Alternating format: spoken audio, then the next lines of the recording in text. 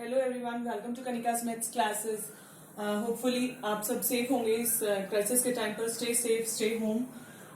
आज हम 10th class का टॉपिक डिस्कस करने जा रहे हैं। हमारी इस वीडियो में हम यूनिट 5 शुरू करने जा रहे हैं। अभी तक हम पहली वीडियो में, प्रीवियस वीडियोस में यूनिट 4 तक डिस्कस कर चुके हैं सारे कॉन्सेप्ट। तो आज का हमारा टॉपिक है क्लास 10 का एपी यानी अर्थमेटिक प्रोग्रेशन, जिसे हिंदी में कहा जाता है समांतर श्रेणी। समांतर श्रेणी को पढ़ने से पहले हम जान लेते हैं कि श्रेणी वास्तव में है क्या। आपने अपने डेली लाइफ में बहुत सारी चीजें देखी होंगी जो ग्रुप्स में कनेक्टिव होंगी। जैसे आपने सूरजमुखी के फूल की पंखुड़ियां देखी, गुलाब के फूल की पत्तियां देखी, मधुमक्खियों के छत्ते को देखा, एक भुट्टे में दाने लगे हुए देखे, या अनानास जो है आपने उसमें पूरे में कुछ डिजाइनिंग देखी। तो क्या वास्तव में वो भी एक श्रेणी की फॉर्मेशन में है? आपने आपके घर में लेडर होगी, लेडर यानी सीढ़ी, जो लकड़ी की सीढ़ी हमारे घरों में पहले हुआ करती थी इस तरह से। ये भी एक तरह से एक श्रेणी का ही एग्जाम्पल है। और कुछ एग्जाम्पल डिस्कस करते हैं। जैसे एक गीता है, वो अपनी बेटी के पहले बर्थडे पे एक गुल्लक खरीद कर लाती है और उस गुल्लक में वो पहली बार 100 रुपए डालती है और डिसाइड करती है कि हर बर्थडे पे वो गुल्लक में कुछ रुपए डालेगी। अगली बार वो 150 रुपए डालती है, फिर और नेक्स्ट बर्थडे पे यानी तीसरे बर्थडे पे वो और 50 रुपए बढ़ाकर डालती है। इस प्रकार वो अपने बेटी के गुल्लक में रुपए जोड़ती चली जाती है। और कुछ उदाहरण देखने का प्रयास करते हैं। एक वर्ग हमने यहाँ लिया 1 यूनिट का, एक 2 यूनिट का वर्ग हमने और लिया। इसमें हमने 1 यूनिट के स्क्वायर्स बना लिए। और कोई एग्जाम्पल डिस्कस करेंगे आगे। इसमें हमने यहाँ 3 यूनिट का स्क्वायर लिया, इसमें हमने 1 यूनिट के जो स्क्वायर्स बना दिए। आप देख सकते हैं यहाँ वर्गों की संख्या 1 है, यहाँ 4 है, 4 को मैं लिख सकती हूँ 2 स्क्वायर, यहाँ 1 को हम 1 स्क्वायर लिख सकते हैं। ये हमने 3 साइड का जो एक स्क्वायर लिया था, उसमें हमने जो एक यूनिट के जो स्क्वायर्स फॉर्म किए हैं वो 9 है, तो इसे हम 3 का स्क्वायर लिख सकते हैं। इस प्रकार हम देख सकते हैं कि हम डेली लाइफ में बहुत सारे पैटर्न्स फॉलो करते हैं। राम ने कहीं किसी कंपनी में नौकरी ज्वाइन की और उसे उसके ऑफिसर ने बोला, उसके बॉस ने कहा कि तुम्हें 8,000 रुपए की नौकरी मिली है, प्रत्येक माह तुम्हें 8,000 रुपए दिए जाएंगे और 1 वर्ष के बाद उसमें 50 रुपए और बढ़ जाएंगे, तो तुम्हारी तनख्वाह हो जाएगी 8,050 रुपए और अगले माह, यानी कहने का अर्थ है हर वर्ष 50 रुपए की वृद्धि उसकी तनख्वाह में होती चली जाएगी। तो आप देख सकते हैं कि डेली लाइफ में हम कितने सारी श्रेणियां, कितने सारे संख्याओं को इस तरह देखते हैं, कितने सारे पैटर्न्स हम देखते हैं। क्या ये सभी पैटर्न्स, क्या ये सभी जो श्रेणियां हैं समांतर श्रेणी है? ऐसा हम नहीं कह सकते। श्रेणी है पर हम ये नहीं कह सकते ये समांतर श्रेणी है। आगे और डिस्कस करेंगे कि समांतर श्रेणी क्या है। आपने प्रीवियस क्लासेस में संख्याओं के बारे में पढ़ा, संख्या पद्धति पढ़ा था आपने, जिसमें आपने जो मेन हम पढ़ते हैं प्राकृत संख्याएं 1 2 3 4 डैश डैश डैश। आप ध्यान से देखिए, ये पहली संख्या है 1, है ना।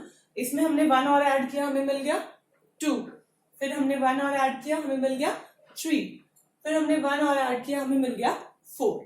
तो इस तरह संख्या हमें मिलती जा रही है जब हम पिछली संख्या में कुछ निश्चित जोड़ते चले जा रहे हैं।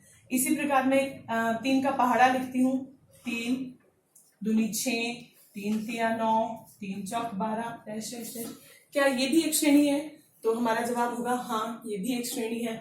देखिए ध्यान से, पहली संख्या 3, इसमें हमने 3 जोड़ा तो हमें और अगला पद और अगली संख्या मिल गई, फिर इसमें 3 जोड़ा तो और अगली संख्या मिल गई। इस प्रकार हमें संख्या मिलती जा रही है। जब ये हमने बढ़ते क्रम में लिया है, हम इस तरह भी ले सकते हैं 12 10 8 6 4 2 0 -2 एंड डैश डैश डैश। तो क्या हम इसे भी श्रेणी कहेंगे? तो हाँ, हम कह सकते हैं कि ये भी एक श्रेणी है, क्योंकि इसमें देखिए पहली संख्या आपकी 12 है, फिर 2 घटाया 10 मिल गया, फिर और 2 घटाया, यानी 2 संख्याओं के अंतर पे घटते क्रम में हमें और अगली संख्याएं मिलती चली जा रही हैं। अब बात आती है कि ये हर श्रेणी में जो संख्याएं हम ले रहे हैं, हम उन्हें क्या कहते हैं? उन्हें हम कहते हैं पद। पद जिसे इंग्लिश में कहा जाता है टर्म। श्रेणी में पद, ये सारे श्रेणी के पद हैं। जैसे 1 2 3 4 ये पहला पद, ये दूसरा पद, ये तीसरा पद, ये चौथा पद। इस तरीके से इस श्रेणी में भी हम कह सकते हैं प्रथम पद, द्वितीय पद, तृतीय पद, चतुर्थ पद। इस श्रेणी में भी हम कह सकते हैं पहला पद यानी first term, second term, third term, fourth term. इस तरह से हम श्रेणी के पदों को डिफाइन कर सकते हैं। अब बात करते हैं समांतर श्रेणी की, जो हमारा आज का एक्चुअल टॉपिक है, जो कि क्लास 10th से है, समांतर श्रेणी। समांतर श्रेणी, श्रेणी तो आप जान चुके हैं किसे हम श्रेणी कहते हैं। अब समांतर, समान अंतर से जो श्रेणी होती है वो श्रेणी कहलाती है समानांतर श्रेणी, नाम से ही डिफाइंड है। आइए एग्जैक्ट डेफिनेशन डिस्कस करते हैं कि एक समांतर श्रेणी संख्याओं की वो सूची है, संख्याओं की वो श्रेणी है जो हमें हर अगला पद पिछले पद में कुछ जोड़ने पर या घटाने पर प्राप्त होती है। समांतर श्रेणी संख्याओं की एक ऐसी सूची जो प्रत्येक पद अपने पद में, अपने पिछले पद में एक निश्चित संख्या जोड़ने पर प्राप्त होती है, उसे हम कहते हैं समांतर श्रेणी, अरिथमेटिक प्रोग्रेशन। तो हमने यहाँ कहा कि हर अगला पद पिछले पद में कुछ जोड़ने पर प्राप्त होता है। तो मान लेते हैं जैसे कि ये है, हमने अपनी पहली श्रेणी डिस्कस की जो हमारी प्राकृत संख्याओं वाली श्रेणी है। यहाँ हमारा पहला पद यानी फर्स्ट टर्म जो हमारा है उसे हमने लिया है ए। अब हमने कहा कि दूसरा पद कैसे मिल रहा है, हर दूसरा पद पिछले पद में कुछ जोड़ने पर प्राप्त होता है। तो हम देख सकते हैं कि हमने क्या जोड़ा, घटा के देख लीजिए, 2 घटा 1, तो ये हुआ अंतर, इसे हम क्या कहेंगे, अंतर। कोई भी श्रेणी सार्व श्रेणी या समांतर श्रेणी तब कहलाती है जब उसकी हर अगली पद में से पिछला पद घटाने पर जो अंतर हमें प्राप्त हो वो समान हो, यानी कि बराबर हो। आप देख सकते हैं, आपने दूसरा घटा पहला किया तो हमें अंतर मिला 1। अब तीसरा पद घटा दूसरा पद करें तो भी अंतर क्या मिल रहा है हमें, 1। चौथा पद घटा तीसरा पद चेक करें तो भी हमें अंतर क्या मिल रहा है, 1। तो कहने का अर्थ है जब हमें अंतर बराबर मिल रहा है उस अंतर को हम क्या कहते हैं, सार्व अंतर। इंग्लिश में इसे कहा जाता है कॉमन डिफरेंस, सार्व अंतर, जिसे डी से डिनोट किया जाता है। सार्व अंतर को किससे डिनोट करते हैं, डी से। और एक और बात कि पहला पद जिसे हम किससे डिनोट करते हैं, ए से। फर्स्ट टर्म हमेशा ए से डिनोट की जाती है और सार्व अंतर, कॉमन डिफरेंस को हम हमेशा डी से डिनोट करते हैं। आइए चेक करते हैं क्या ये श्रेणी भी समांतर श्रेणी है।